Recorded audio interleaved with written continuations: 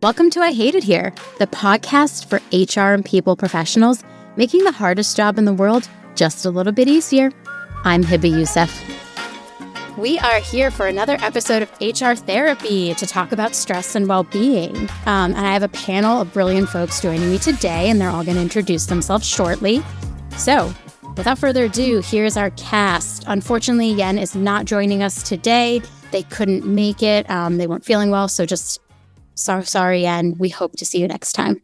But I will hand to Amanda, and she will start the introductions. Hi, everyone. My name is Amande Halle. My pronouns are she, her. I am the founder of a consulting practice called People Tech Guru, which I started about 2 years ago, that's focused on fractional people roles and high-impact development programs. Prior to that, I'd spent about 15 years working across tech operations, people and leadership development, and community building for companies like Google and Medium and Life Labs Learning. I am a dog mom. I am a New Jersey resident, former New Yorker, an only child of divorced parents, was raised by a single mom, and I'm also the granddaughter of a Holocaust survivor. Those are a few things just about me to set the stage. Amazing. I love that. We're trying to make an effort to tell you personal things about us because we don't want to just focus on the work us, because there's a real us outside of here. Absolutely. I'm up next. Hello, everyone. I'm Charkie Quarcoo. It's like Jackie, but with a CH. Pretend there's a silent R in there if there is a silent R in there. I am the program manager of Change at Work at the Predictive Index. Change at Work is our diversity, equity, inclusion, and belonging program. I have spent a career in workforce development, serving and advocating for young adults from underrepresented communities. I am really passionate about creating conditions in which every person feels valued at work and has adequate resources to thrive and succeed. I am a nature lover. I love being outdoors. I love taking photos. I love my plants. I am a plant mom to about 75 houseplants at the moment. And I'm basically, I'm trying to reduce them, but I can't help. I like to propagate them. Anyway, I am born and raised in Brooklyn. I say spread love the Brooklyn way is the best way to spread love. And I'm happy to be here. Yay. Thank you for joining us today. That's so many plants. More on that later, because it's a lot of plants. I was going to say, how do you keep them all alive? It takes a lot of effort to water and make sure you have the right schedule. So yeah, it's an effort. Different than childcare, though. Hello, everyone. I'm Jomana Elwenni. Pronouns are she, her. I am a Lebanese Canadian that recently traded the cold Canadian winters for the sunny SoCal weather, thanks to remote work. Although I'm not really sure what's happening with all this rain, and I was promised a year-round tan that I'm waiting for. I am a strategic global people leader that has shaped cultures in the tech, fitness, and retail world. If there's an industry I haven't touched yet, I'm sure I will get to it. And when I'm not being HR superwoman, as I would like to self-proclaim, I usually spend my time disrupting the HR industry, supporting women advancement in the fitness industry, and surfing and hiking the highest peaks I can find. Wow. You're so active. And you were recently in Peru hiking there too, right? Yes, Machu Picchu. Love that. I am just a novice. I'm Hebba. Yen, I mentioned Yen can't join us today, but I'm Hebba. My pronouns are she, her. I am the Chief People Officer at Workweek, as well as the founder and creator of the lovely brand I Hate It Here, which is actually focused all on how to make workplaces amazing so that your employees don't say they hate it there. I've gotten some feedback recently where folks are like, that's kind of a negative approach to it. And I'm like, or it's the optimistic approach to it, really, because I'm a lifelong optimist. Outside of work, I like to read a lot. I made it a goal last year to read one book a week. I got that done. And I like to spend time with my family and friends. I play a lot of board games with my husband, and I've recently started playing more video games, which I'm really bad at. So if you're ever wondering what I'm doing in my free time, it's usually shouting at the TV because I'm not good at any of them. It's a real test to my patience. So that's a little bit about me. Let's keep going and dive into our topic today, which is stress and well-being. So this slide kind of covers a high-level viewpoint on what is stress and well-being. And so the definition of stress is really any change that causes physical, emotional, or psychological strain. And spoiler alert, we all experience stress, but the way we respond to it is different, and that's what actually impacts our well-being. And some stats that I found really interesting about stress when I dove deeper into what do we actually know about it, it says 83% of U.S. employees suffer from workplace stress, which I'm not surprised. I would say I'm somewhat stressed on any given day. About 1 million Americans miss work a day because of stress. And the last note, which is why I think we're here today on Valentine's Day, a day devoted to love in your hearts, is that stress actually impacts your physical well-being, and stressed employees spend more on healthcare. Stress can contribute to things like high blood pressure, high cholesterol, heart disease, anxiety, panic attacks, lots of impacts of stress. We all also felt deeply passionate about that impact on well-being that we made it our topic today. So without further ado, my favorite segment, Dear Me and All My Friends, Amanda, Charkie, and Jomana, we have our first question. What do you think causes employees the most amount of stress? That is a loaded question. But I'm going to jump in here because, we're being real. Let's be real. It's been a hard 3 years. And really, tell me a time that has, that's worse than a pandemic, followed by a great resignation, followed by economic crash, along with all the, chaos and unfortunate events. I really can't think of a harder 3 years that everyone has had to go through personally and professionally. And the recent economic shifts have left no industry untouched. And everyone's really looking around, worried about what's coming down the pipeline. But as they are, organizations are reacting and restructuring, from layoffs to organizational shifts to redirection in strategy, budget cuts, you name it. It's wreaking havoc on cultures, but also on employee health. We are doing more with less, if with any resources. Workloads are becoming borderline unbearable for a lot of folks. And people are overworked and burning out. If they weren't already burnt out from the pandemic and just plowing through everything right now. And on top of it, they have to worry about job security. And from, everyone I speak to, whether it's friends, colleagues in the network, HR professionals, it's the biggest stressor that they're seeing for employees out there right now. And I think that compounds to create the conditions that happen actually at work, which is there's a lack of certainty, right? About roles, about goals, about performance, lack of autonomy and ability to kind of own things, lack of meaning. It's hard to find your actual what your work actually means for the organization. Lack of progress, ability to make progress, lack of social inclusion and relationships. And I think that acronym is actually from Lifelong Learning, which is CAMPS, all of those certainty, autonomy, meaning, progress, social inclusion. And I think that those create engagement. And so the opposite of that is stress, right? And I think so all of the things that Jomana said compound and create these conditions at work where we are and more stressed.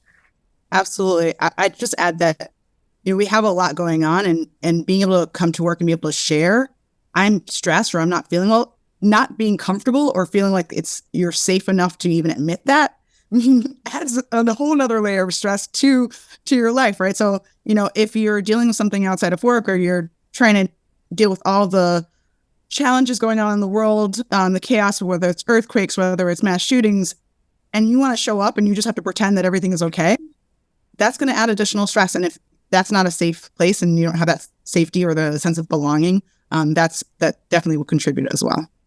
Absolutely agree with everything you all are saying. It's interesting. The chat has a lot of common themes where a lot of people are pointing out bad management and psychological safety. And that is so important, because if you cannot feel safe telling your manager, I am stressed out, or they take that stress and use it against you, it's something I see happens quite a bit where someone says, oh, I don't think they're capable because they can't handle the stress.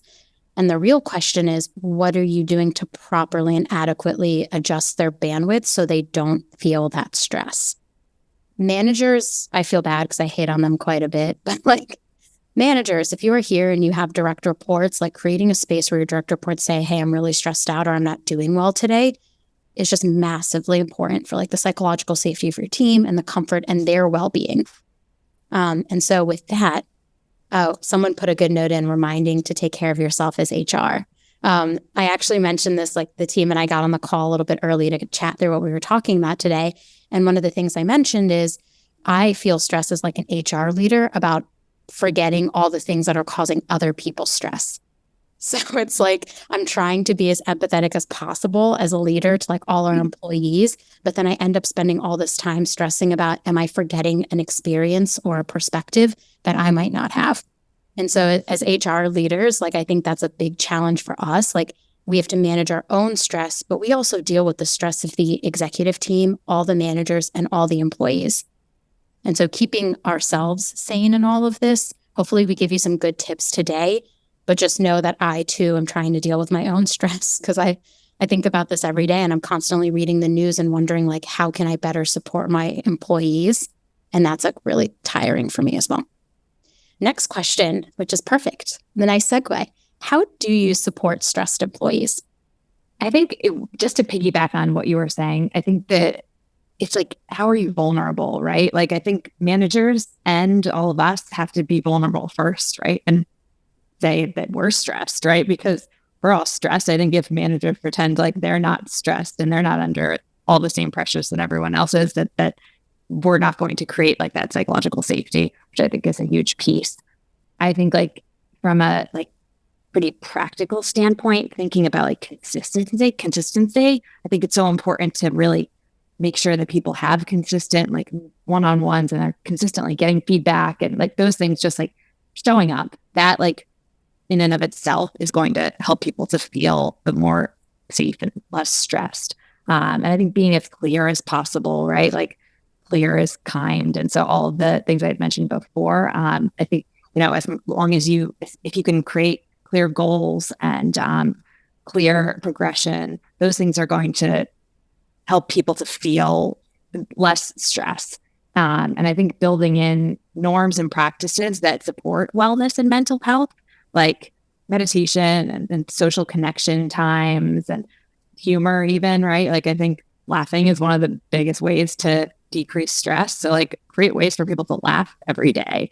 And hobbies, the last one, right? Everyone like has hobbies and like give people time to like be able to practice those hobbies and be creative because that like creativity also decreases stress. Amanda, I love that you said consistency. That's spot on. Consistency in having a people first culture so that we're giving our employees the grace to be human and also having that opportunity to have the consistency of feedback so that if there's a comfort level of bringing something up, that it's not, that's the norm. So we're navigating and problem solving together versus letting it build up. And so if you have those consistencies in the conversations and that you build that trust amongst a team, between a manager and a direct report to really have that psychological safety, to bring things up and to just be human and remember that we're all human and we all need to give each other grace to pause and take a break and come back. So I think having that mentality of just like, all right, we're in a moment. It's okay. Take a pause, do what you need that's best for you so that you can come back and be productive in your actual job. You can't be productive. Like, let's not fool ourselves and say that we can be productive when you have a million things going on. It's just unrealistic. And we have this norm that it's fine. You'll just push through it. It's not possible always to push through it. We can only be productive for 3 to 4 hours a day. Just throwing that one in there. I love, Amanda, that you opened up with the vulnerability piece because when employees are stressed, they're going to hold back. And that's going to impact, them asking for help, them admitting mistakes. They're not going to raise their hand. They're not going to suggest ideas. It's going to hold them back in a lot more ways than just personally. And I think that is something that is constantly overlooked by leadership is how that impacts them in the workplace. And that it's important that we normalize that I don't know culture and support that, but also give employees that voice and a liberal pathway to leadership, to provide feedback, to encourage conversation, to share concerns. So that all really just ties back together. Like what's not said causes stress. And it's like Jackie, what you said, the more there's consistency and you have someone to go to, right? Like this conversation will create an opportunity to like say what you would potentially not say. On the note of like what employees don't know causes them stress, I think about this so often. Internal communication has just become something that has become HR's responsibility. And it's because like we're apparently the people that know best how to communicate these things to employees that might cause them stress. But I find that a lot of teams struggle with that. because they're like, what do I communicate? When is the right time? Is this going to stress them out? Should I announce departure? Should I not announce a departure? Like, there's also a lot there. But I think like as much as possible, if we as people leaders can almost over communicate even the simplest things, the why we are doing this thing, then kind of creates a space for your employees to be like, oh, okay, they're not doing this because of X, Y, and Z. I know exactly why they're doing it, especially in the time of like layoffs and it filling the news every day. Being as open and honest as you can with your employees on like, what is the state of our funding or the state of our money in the bank, and how do we make sure that we're protecting all of your jobs will be really important. I also love that someone called out in the chat that they felt that the like offering an EAP can be a cop-out. And so like my response there is, I think offering it is great, but it can't be the only thing you offer. You can't rely fully on that. And you should remind your employees that an EAP is confidential. Somebody also mentioned that they get feedback from their employees that they're afraid to use it, but it is quite confidential if you're offering it. There's no way we as HR leaders can actually know who is using the benefit and who is not. So that's just one reminder. We're getting so much good conversation in the chat. I'm almost like, I wish I was in the chat every day. So that's a little bit on supporting our stressed employees. We have lots of great people sharing resources about the 7 types of rest. I love that. So our next question is, what benefits can companies provide to support employees dealing with their stress? It's still mind-boggling to me how many organizations still require an approval process for time off. And I think having a flexible time off policy with, I'm going to say, little to almost no barriers to accessing is so important, but also in combination with that psychological safety, an environment that allows them to feel no guilt taking time off when they need it. The amount of times in my long career that I felt so scared to request a half day off for like an appointment or a session with my therapist or just to breathe is a whole other level of anxiety I did not need on top of the time off that I did. So I love seeing organizations that are adapting unlimited time off with no approval process for, let's say under 2 weeks. That really gives employees the freedom and sense of like, it's okay to just take time off when you need it and not have to worry about needing to justify that to the leadership, I think is a great benefit. So I think it's important to stress that just having unlimited time off is not the solution, but empowering them as well and also reducing that barriers to accessing it is important. One note on unlimited PTO though, a lot of times it's a scam. Sorry, that is just my hot take. I'm coming in fire. You have to require your team to take minimums. So if you're going to give like 200 hours a year, or you're going to give a week a quarter, make sure your team is taking that week. And also as managers, we have to ask them how we can help take vacation, because you're right. Like the fear of what's going to happen to the work. Like I go out on vacation tomorrow and someone literally asked me today, what are we going to do if you're not here for a week? And I was like, we will figure it out. Like it is not the end of the world. We're doing great. So that is just a reminder, like a lot of us fear taking vacation because of the work, but that in itself, we can't be productive 100% of the time. We need to have time off to recharge and refill our cups. Make sure to report and record like who's actually taking the vacation. Are they taking the time off? And are they doing it on a consistent basis and for enough time to unplug? Because when you're going to come back, we all know there's going to be lots of emails and lots of work to catch up on. And that's stress in itself, right? So if you only are taking a week vacation and you spend the first like 3 days trying to unwind and decompress, you're probably going to spend the last 2 days of that week preparing for your return. So I just appreciate that. On top of that, I think inclusive benefits that are flexible and acknowledge that what everybody's needs are different. When we think about unlimited PTO, that's great. Having a holiday schedule that is flexible so that people don't have to take their PTO for a religious holiday that is not recognized across the organization. We all have different needs. And so I think that's the part of the flexibility. So without those restrictions is ideal. Obviously, that's not possible for all organizations, but I really meeting people for what their needs are and not having a one size fits all. I think too, like just boundaries, right? Like we all need to set boundaries for ourselves, but like companies also need to think about like what boundaries they can set internally and what like guidelines and norms they can create. Because I've worked for a company where this is a partly my own problem, but like that I would get an email at 3:00 in the morning and I'd see it, right? And that immediately like causes panic, like had a panic attack because of it, right? I think it's like I've worked for places where you communicate between 9 and 6. Like these are ideal scenario, but if there's a way to have some type of middle ground and for your company to have a perspective on when communication can happen, when emails are sent, or, you know, when Slack is used, like creating those kinds of like boundaries can be like a game changer for employees and how stress is felt. Delayed delivery is something that we should all embrace. Instead of having it sent at that 9 p.m., wait and just schedule until 8:30 the next morning. That does a huge difference, a world of difference to creating that culture that we're all protecting our time and our space and having those boundaries. So, Amanda, I love that you said that. Boundaries. I'm horrible at creating them myself, so I love when other people do that. It's my area. I also need to learn it. I was just thinking, like, I joke about this a lot, but like recovering hustle culture person over here, where I feel like I have to be on 24 out of 24 hours of the day and I have to respond to the Slack the second I get it. And I've been trying to like train myself not to do it, to like really be clear about like, I am off for the night. You can get a response to this at 9 a.m. tomorrow, and between 6 and 9 tomorrow, like nothing major is going to happen if I don't respond right now.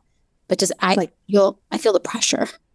It's like stop catastrophizing it for yourself. It's kind of like you have to ask yourself, what is the worst thing that's going to happen if I don't answer until tomorrow? I think that we like make these stories up and tell ourselves something crazy things that'll happen. Yeah. And I mean, especially like as a woman and a person who identifies as a person of color, I feel like I have to hold myself to a higher standard sometimes than other people. And so like with that higher standard comes a thought in my head, like, do I deserve boundaries? And the reality is I do. But I have to like unlearn the bad behavior that got me to where I am. That has been passed down from generations. I totally appreciate that as a daughter of 2 immigrants. It's the hustle culture. You never say no. You never stop, because that means that there's an opportunity that's going to go by and you're going to lose that opportunity. So say yes to everything. Yeah. There are no boundaries. So, yep. Also daughter of immigrant parents who are like, you got to work really hard. Like, it's really tough here. It's really tough. Like you got to unlearn a lot of that. And so like, that's just something to think about too, is like HR people, the example we set, it trickles through the entire organization. So your employees are looking at your C-suite and especially your HR people, and they're looking at the behaviors, and those behaviors, ultimately your employees end up mirroring. So if you are constantly answering things late, doing things in the morning, asking people to break their boundaries, they're going to start behaving that way too. So death to the hustle culture. But also, I don't know if anyone's ever seen that funny meme where it's like this person comes back from vacation and they just delete all the emails. And they say like, well, if it's important, someone will email me again. I aspire to get to that level. I will have known I made it when I can just delete every email I get on a vacation and just wait for someone to re-email me again. Thanks for the follow-up. I couldn't help it. So we just chatted a few benefits that we think can really help companies support employees dealing with their stress. But the next thing is, I kind of want to know, how do all of you deal with your stress? I was joking with everyone earlier that I woke up this morning very stressed. I was like, okay, I'm on a panel about stress and well-being and I'm stressed. What am I going to do? And so I had to practice what I preach. And so I, first of all, sit in it and own it and not try and just push past it. So I have to acknowledge I'm stressed and take a moment to kind of figure out the root cause, because whatever is probably the stressing me is a little bit deeper down and not the surface layer of my first response. I love music. So what I just did before this was blast some Beyonce, some Renaissance, and very loud, and watered my plants and was able and did a little cleaning to clear the clutter in my physical space, which also cleared the clutter in my mind for me to better understand what's going on, why am I stressed, and then how do I move forward? Because I can only sit in that stress place for so long, and then I have to take action. So then it was like, okay, what do I need to do to problem solve so that I can navigate the rest of my day? And I came to this feeling a lot less stressed than I was, an hour before. Thank God. Such a role model. I'm going to go back to the B word, boundaries. that has helped me so much. And in just little ways, personally and professionally, like blocking my calendar, committing to what I need to do for myself that allows me to show up for everyone around me. Personally and professionally, this morning I could not get out for physical activity. That is my outlet, is working out and sweating as much as I can in any way, shape, or form. But thanks to the rain, I couldn't do it. So lately I've been resorting to puzzles, which are the greatest mind break, especially if you do a 1,000-piece puzzle. Those are the biggest challenge you'll have in your life. They are so hard. Don't want to know how many puzzles are on my floor right now. But between those, that has really helped me. And I think really talking about your stressors with close friends or just the right people. It might not be a friend. It might be a therapist, might be a mentor, your partner, whoever that might be. I think it's so important to just get it out there and get support and advice that might help you navigate that or come to terms with it or just understand why it's impacting you. Those have been the biggest changers in how I've been dealing with stress, especially over the last couple of years.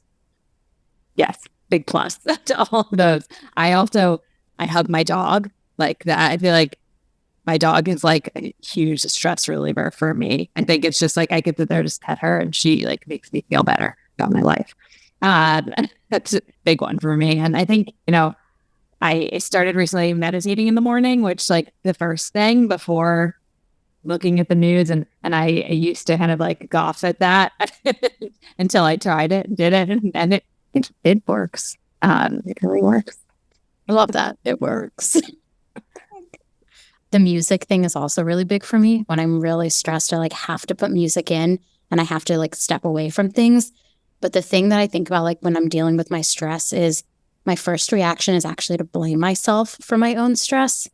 And so I'm also just trying to solve for that too, like not even just dealing with it, but also trying to like uncouple my blaming myself for it. But every time I like think about my stress, it's because I've overcommitted and broken my boundaries.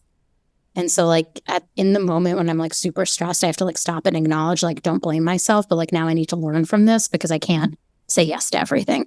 And then I put headphones on and usually I've been joking, but I've been like rage writing things down where I'll just like for an hour block my calendars, like rage do the thing I need to do. But the problem is I wouldn't feel that rage if I had just done my boundaries correctly. So I love how you mentioned boundaries. I saw a tip the other day. It's like, instead of a to-do list, a to-don't list. And it's like, what are the things I'm not going to do today? Which I think is pretty cool. And I'm going to try it. So yes, I'm going to start doing that. My to-don't list. I think I want to do that starting today. Amanda, the meditating, I'm not good at meditating. That's my challenge. I'm trying.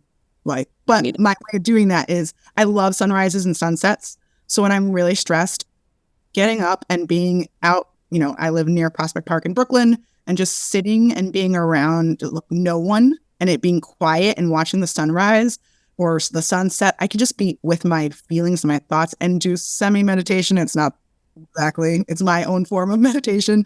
And I think that's been really beneficial for me just to process and be part of nature and witness time go by and be it slows down when you watch the sunrise or sunset. And so I really appreciate just being able to be in the moment and know that like, it's okay to take that moment.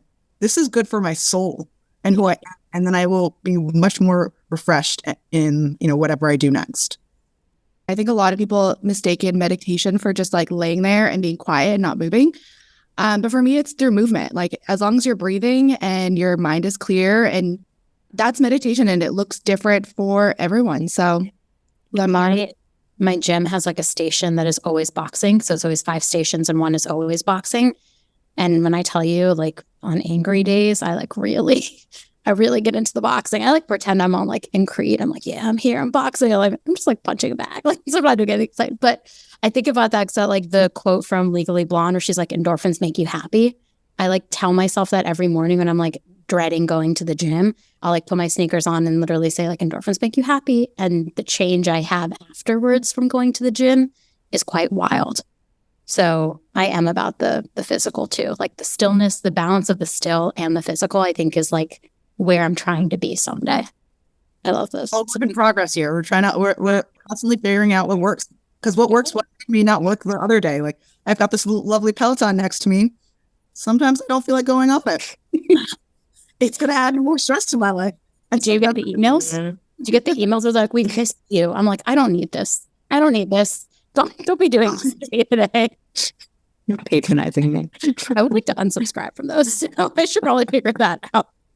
I think there's like so much helpful tips going on where people are sharing like what they do to make them happy. But I mean, like we're all dealing with stress in different ways, and just find what works for you. Find what, once you do it, you really feel like you've unloaded something off of your shoulders. The next question. I think there's an interesting conversation around like getting buy-in for a lot of these programs or something to help employees who are dealing with stress. I included this question in here because it's a struggle that a lot of HR professionals are having. How do I get my executive leadership team to put money or effort behind something that could improve well-being? So I wanted to ask y'all, what do you think? How do you get that buy-in? I feel the pain of all the HR pros because our budgets are the first to get slashed when anything happens in an organization. And we usually have to fight the hardest to defend anything we bring on board, especially well-being programs. It comes down to the data. It is so important, especially at a time where companies are reducing burn, slashing budgets, or even dismissing just the most obvious programs that your company needs. They want to see the ROI. Just encourage them to look at how it's going to move the business forward. It's so obvious to us, but we always have to remember it's not so obvious to executives, especially non-HR executives or leaders, and they're overseeing every aspect of the company. So you always just break it down for them and show them, if you're seeing an increase of usage in your benefits in one area, how is this going to support that? Are you seeing increase of sick days month over month? Like, how is this proposed program going to support that? So I will preach data, data, data over and over again. Yep. And I think like connecting it to performance, like as much as you can, right? Like looking at data around like performance of teams if you can, as like, looking at, like you said, Jomana, like PTO days and, vacation days and how that correlates to performance. I think just get as many data points as you possibly can. So I completely agree with that. I am a data person as well, so I check that too. And thinking about the impact on retention, right? So like it's not just the engagement, but the retention of those employees. When you lose an employee because they are burnt out and they're just like, I can't do this anymore, that impacts the rest of your team and the rest of the organization. So realizing what that connection is to engagement, retention, being able to just call that out, and how the organization meets their goals and their priorities. If you don't have the people, you're probably not going to meet your goals. So let's invest in the people first and make sure they're well enough and they feel they have the resources they need to help move the organization's mission or objectives forward. I love that. I assembled my dream team of data people because data is my love language. And I think about that quite a bit. It's some of the work we do is often felt but not directly seen. But when you tie it back to things like retention, engagement, productivity, how are we going to achieve those goals? It all starts at the very beginning of supporting your employees, which is the baseline of all of the well-being programs we all want to do.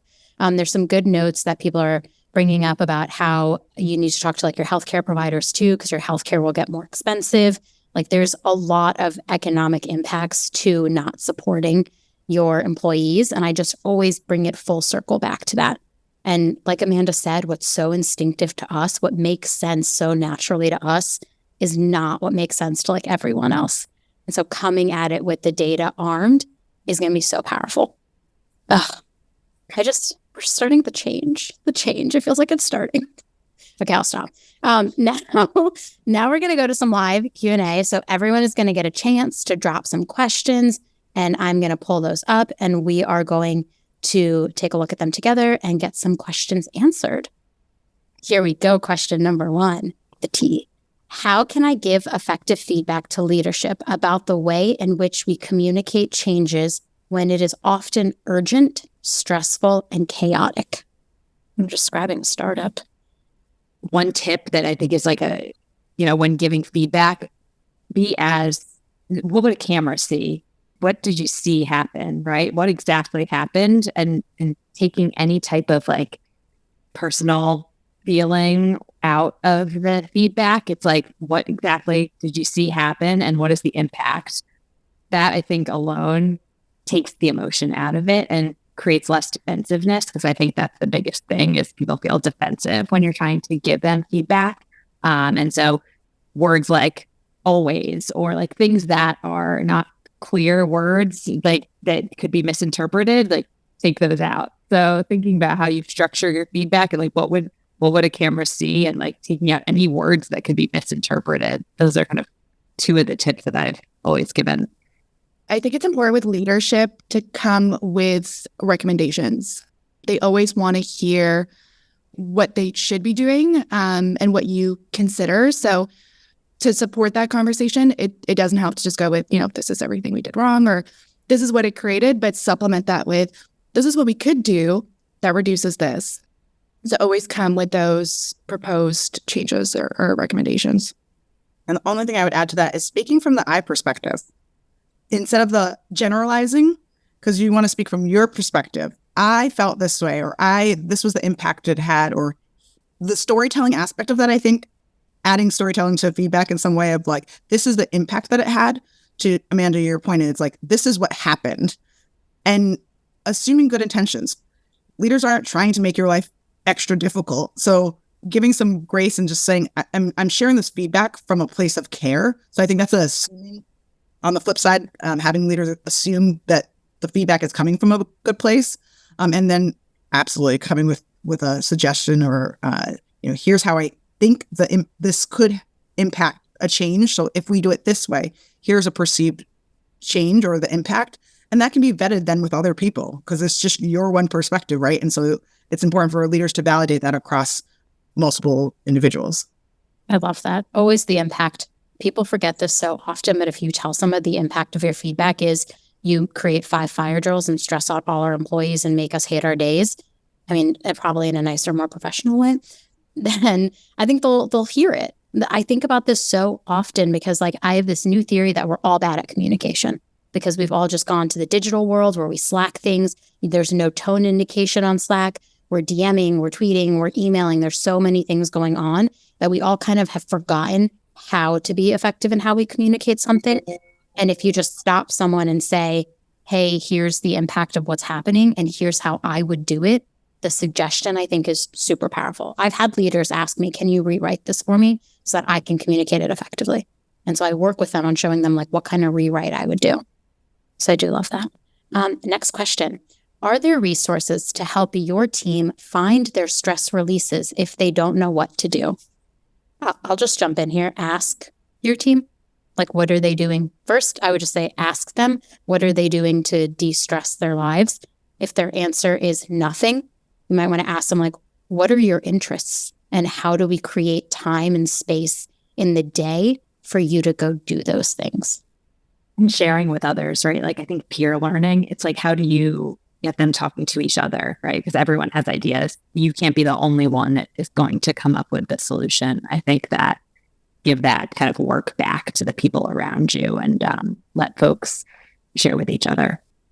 I think a simple question of like, what do you need? Like, where can I help you? What do you need will actually bring to light anything that they're dealing with and help you guide them in navigating that. So it really just comes down to asking them. Anything to add? Nope, everything's perfect. Don't feel the need to add anything. I think asking is just it. Mic drop like that. People don't ask so often. It honestly befuddles me how often my question is, did you ask this person that? And the person's like, no. I'm like, well, ask. There's another tactic is to say like, well, what did the other person say? Like when you ask that, right? Instead of like saying, did you ask? It's like, well, what was their response because like if they did that, that's like use that quote. That's a much nicer way to do that. Mine is just like, did you ask? I'm going to start using like, what was their response? Because I think that's really helpful and people forget to ask. I love this question. Does your org have HR for HR? If your org does not, how do you deal with HR related issues that impact you, the HR professional at your org? Most organizations do not have HR for HR, from my knowledge. So I'll just say that. The important part is just to remember that HR individuals we're humans. We're like any other employee. So we need to hold ourselves to focusing on us too and using ourselves as an example of what everybody else is experiencing. Yeah, but you said earlier, we're stressed and we're trying to solve for everything for the whole organization. So that's making, if we just take a moment and it's like, everybody else is maybe stressed right now, including me. I'm not different from anybody else. And I think just naming that is really important as a start. I have not seen many orgs that have HR for HR or even handle it well. I also, this is just me personally, me, Hebba, as a person, I'm just distrustful of people. So like, I wouldn't probably go to my HR person, and I am HR. And so someone mentioned in the comments, like their HR team acts as HR for ourselves. We call each other out when we see them working too much. We ask for help. We ask how to support each other. It's important to have an org leader that does this approach. So thank you to whoever called that out in the chat. Greatly appreciate it. Like, I think it's always been the same for me. Your HR team has to check on each other. And at the end of the day, I can't decouple this in my mind, but like, we are the example for everyone else. And that already creates stress on me. But then I think to myself, like, I need to show up as like the best version of myself and make sure I'm taking care of me before I can take care of everyone else. Cool.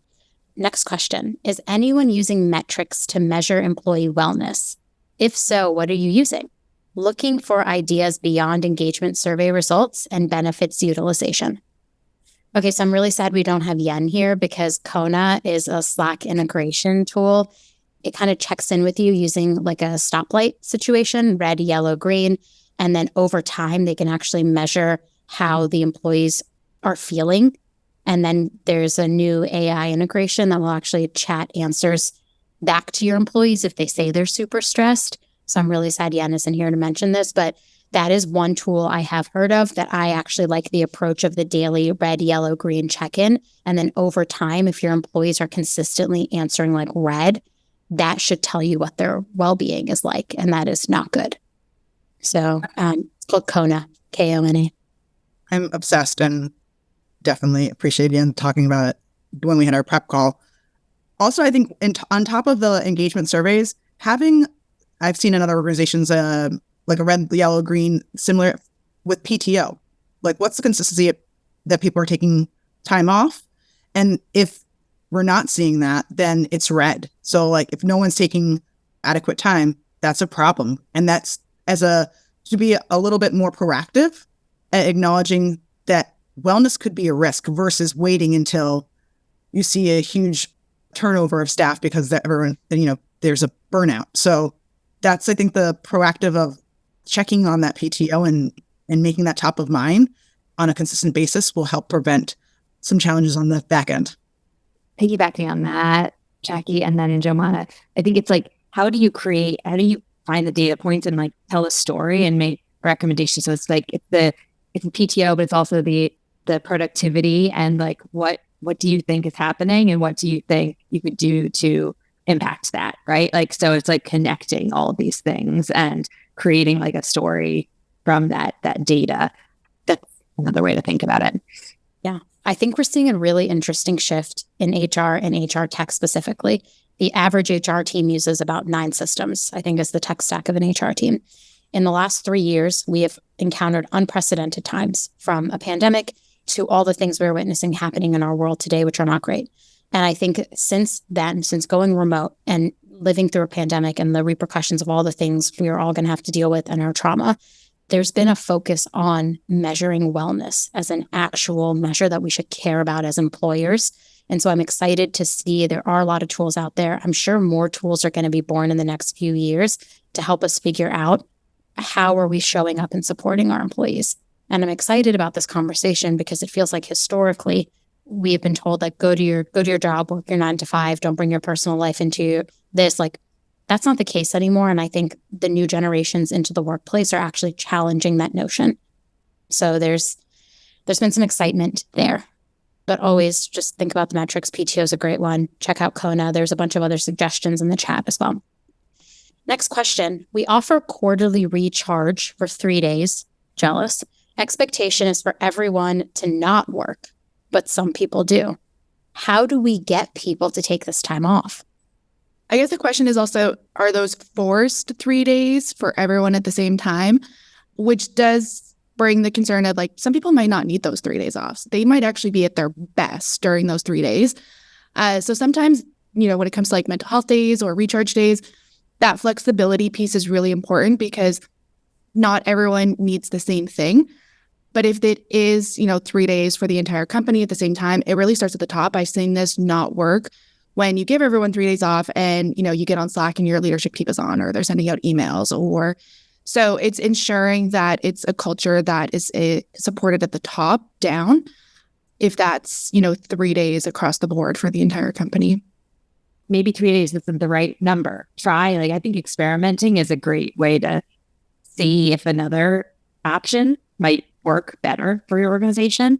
I think we shy away from like experimenting and trying new things. And I like to embrace that kind of mindset and try to get your leaders to as well. I'd add to we talked about data, getting feedback after. Does this actually work for you? Were the 3 days helpful? Often we will roll something out in HR and then assume that everybody benefited from it or move on to the next thing. Let's take a moment to understand, did this land the way we intended it to land for the employees? And again, asking, is there something else that would be more beneficial to you? Again, I loved you're mentioning that not everything, like one size doesn't fit all. So being really flexible and asking to better assess what works for your organization, what works for one organization isn't going to necessarily work for another. So you really have to focus on that employee-led perspective. Absolutely. Or just lock everybody's computer for 3 days so that they can't log in.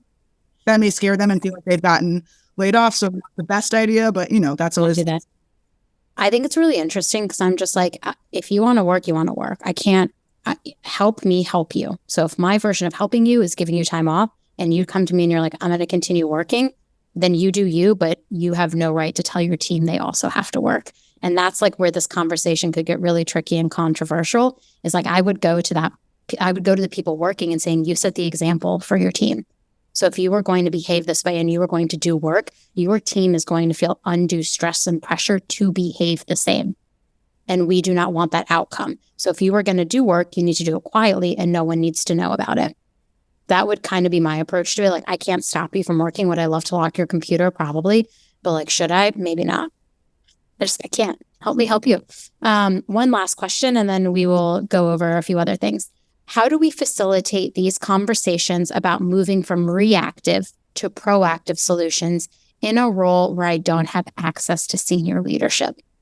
Get allies, get people on your side, and have them help you. You can't do it alone. We can't do this work alone as HR leaders. And so go out and talk to people. That would be my advice. Funny you say that. I'm actually reading a book called The Bold Ones. Great book, by the way. But he talks about how your greatest ally in an organization is not the chief in command, it's the second in command. And how having a strong relationship and trust with them will support your access to senior leadership, which I thought was very powerful. So I totally agree. Having allies on all levels, right? So it may not be a senior leader, but a middle manager, anybody else, and going from the employee-led perspective from the ground up, it doesn't always have to be the senior person. But knowing, especially having the allies that are comfortable and have that access to senior leaders so they can help be your advocate, always having someone who's an advocate and who has the access to senior leaders is important too. I love that. I have nothing else to add. I'm going to read that book. I think just finding your allies is super crucial and getting those people to get buy-in. But I do want to chat a little bit. Thank you to my brilliant panelists for joining me today. With 2 minutes left, all of you that have stuck it out with us to the end. Our next episode will be March 1st, and we're going to talk about feedback and well-being and the impact that feedback has on employee well-being.